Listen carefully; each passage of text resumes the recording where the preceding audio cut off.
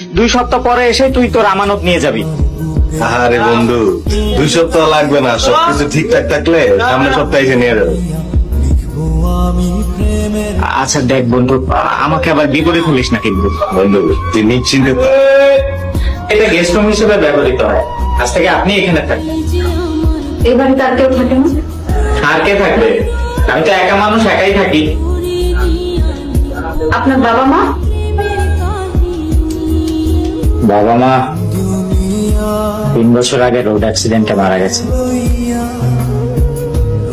Sorry. আর আপনার স্ত্রী? যেহেতু বিয়ে করিনি সেহেতু স্ত্রী থাকার নিশ্চয় কথা না। ফরিদ আমাকে কোথায় রেখে গেল? এই বাড়িতে আপনি আর আমি একাই থাকবো?